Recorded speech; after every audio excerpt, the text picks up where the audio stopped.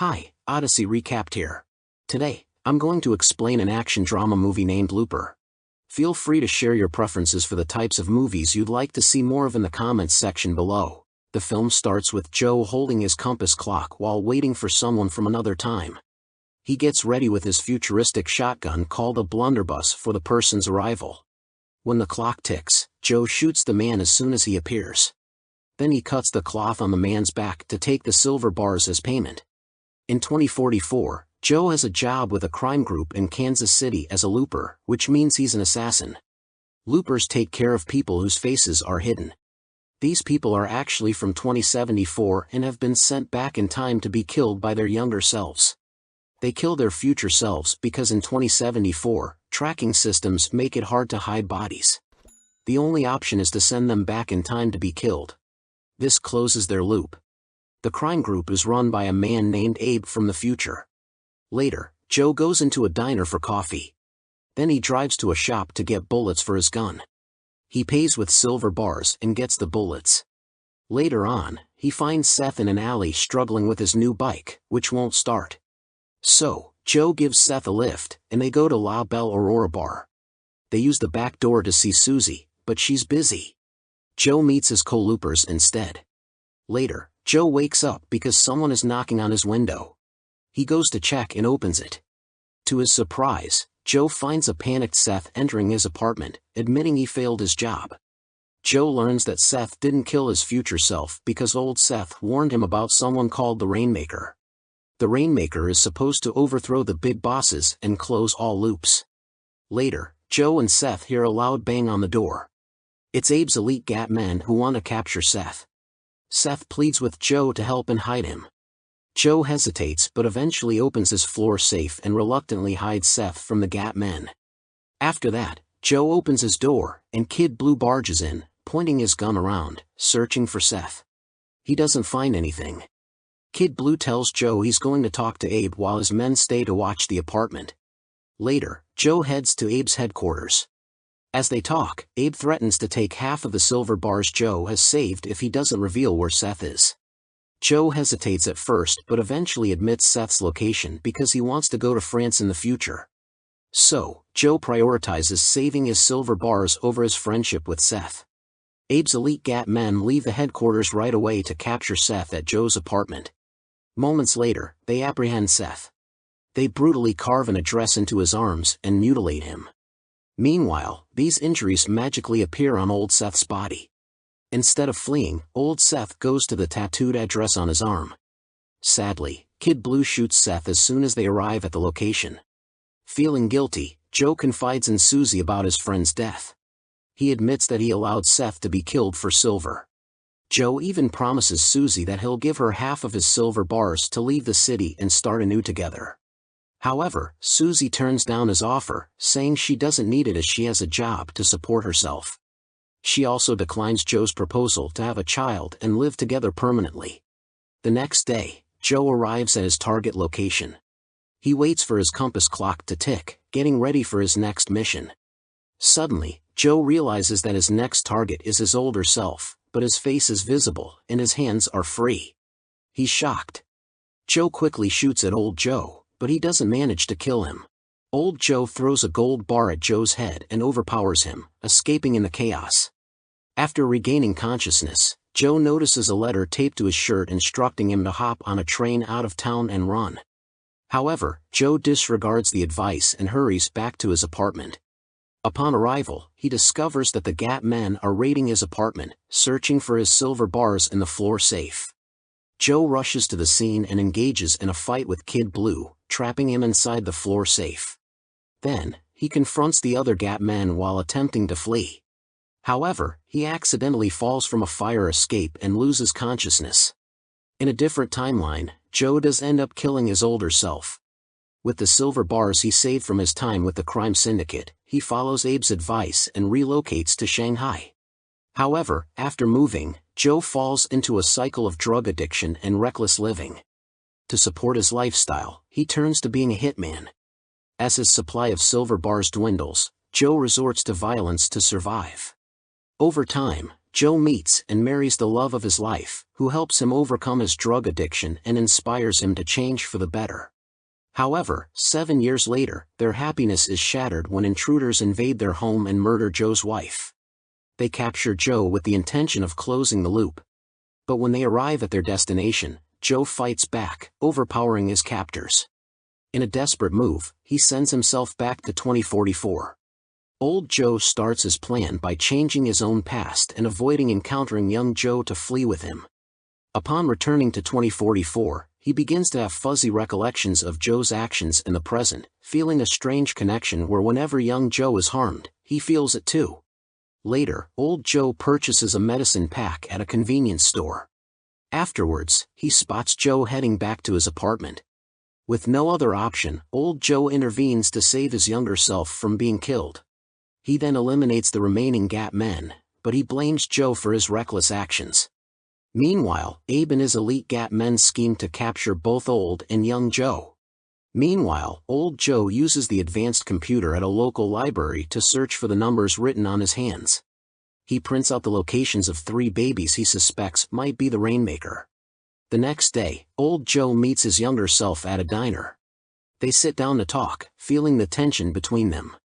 Just then, a young lady arrives and asks for their food order. Later, old Joe starts sharing his knowledge about the future with Joe. He explains his plan to change history by killing the Rainmaker as a child, which would prevent his wife's death. Joe listens intently, and old Joe shows him a map he pulled out of his pocket. The map reveals the identities of the Rainmaker, but Joe disagrees with old Joe's plan. He learns that old Joe is desperate to carry out the plan to save his wife. Despite the tension between them, Joe acknowledges the complexity of the situation but insists that they both understand it has to be done. Joe realizes that he can't allow old Joe to leave the diner alive. Joe refuses to engage and listens to what old Joe has to say. He learns that old Joe's wife was killed by the same captors who targeted him. Despite this revelation, Joe maintains that old Joe's personal vendettas don't affect him. Older Joe insists that the same tragedy will befall Joe, but Joe interrupts him, stating that he will marry a different woman to prevent it from happening. Joe even requests to see pictures of the woman to make sure he won't meet her, but old Joe refuses to comply with his request. Eventually, Joe provokes old Joe further, leading to a gunfight inside the diner. As the bullets fly, Kid Blue and the Gat men arrive. They target old Joe but fail to capture him as he flees through a field. Realizing they also need to capture Joe, Kid Blue pursues him, but Joe manages to escape as well. Fortunately, both Joes escape with fragments of the map. Later, Joe follows the map's directions until he arrives at a farm where a woman named Sarah resides with her young son, Sid. Meanwhile, Sarah hears a strange noise outside and pauses her cooking to investigate. As she shuts the door in her kitchen, she spots Joe outside. Sarah grabs her shotgun and warns Joe to step away from the bushes without delay. Joe refuses to reveal his face and remains hidden inside. As evening falls, Joe senses the need to retreat but struggles to keep himself composed and prevent collapse. Suddenly, he observes Sarah outside with a shotgun, seemingly about to shoot a man. Concerned for her safety, Joe intervenes, saving Sarah from an encounter with a beggar seeking food. After the incident, Joe vomits, and Sarah slaps him to snap him out of it. She then inquires about the last time he experienced withdrawal symptoms. After their conversation, she offers Joe some water to help him recover. The next day, Joe wakes up only to find himself being handcuffed. Upon hearing from Sid that Joe is awake, Sarah quickly abandons breakfast preparations and heads out to the barn, armed with a shotgun, to check on Joe. After checking on Joe in the barn, Sarah decides to trust him and gives him the key to unlock his handcuffs. Despite being free to leave, Joe refuses to depart from Sarah's farm. Instead, he hands over the map to her. Sarah takes the map and realizes that the numbers on it correspond to Sid's birthday and the hospital where he was born. Without hesitation, she shoots Joe twice. As Sarah reloads her weapon, she demands to know Joe's intentions. Joe responds by revealing that time travel hasn't been invented yet, but in 30 years, it will be used by major criminal syndicates. Listening intently, Sarah interrupts Joe and deduces that he is a looper, to which Joe confirms. As Sarah begins to calm down, Joe explains his theory. Old Joe plans to kill all 3 children born at the hospital on the same day, not knowing which one will become the Rainmaker. Joe elaborates that if Old Joe successfully eliminates the Rainmaker, he would prevent his own future self from being sent back in time, causing him to vanish upon returning to his future wife. Meanwhile, Old Joe ruthlessly shoots his first suspect outside the house, but he breaks down in tears after realizing he killed an innocent child. In the following days, Joe keeps his promise to protect Sarah and Sid while they wait for Old Joe's arrival. Joe notices that his bond with Sid is growing stronger, and he senses that Sid is becoming more at ease with him. Eventually, Sid confides in Joe that he knows what happened to his biological mom, despite Sarah's attempts to deceive him. The next day, Jesse, a Gap man, arrives at the farm and requests water, inquiring about Sarah's family members. Reluctantly, Sarah complies with his request and engages in conversation with him afterward. Meanwhile, Sid and Joe manage to hide using Sid's grandfather's tunnel. Later that night, as Sarah and Joe grow closer, Sarah discloses her above-average telekinetic abilities. She explains that even Sid inherited this power through their genes. Technically, Sarah is the sister of Sid's biological mom, and she possesses the knowledge to help Sid control his abilities to avoid their misuse. She's determined to protect Sid because his powers are even stronger than hers, and she knows the risks involved. Joe wakes up to find Jesse holding Sarah at gunpoint in the morning. He attempts to negotiate with Jesse to release Sarah peacefully, but Jesse's attention is diverted when he sees Sid upstairs. Startled, Jesse accidentally points the gun at Sid, causing Sid to fall downstairs. Joe rushes to catch him, but Sid is only slightly injured. In a moment of terror, Sid uses his telekinetic powers to kill Jesse, while Sarah urges Joe to leave and save themselves. After the incident with Jesse, Joe comes to the realization that Sid will become the Rainmaker, and Old Joe will discover this. In a moment of panic, Joe demands answers from Sarah. He pushes her and questions if Sid is the one who killed her sister. Sarah starts to panic, not wanting Sid to be harmed. She explains that Sid's powers caused him to accidentally kill her sister while climbing a bookshelf and getting scared, leading to a tragic explosion. Convinced of the danger, Joe urges Sarah to take Sid and head to the city as soon as possible before Old Joe tracks them down.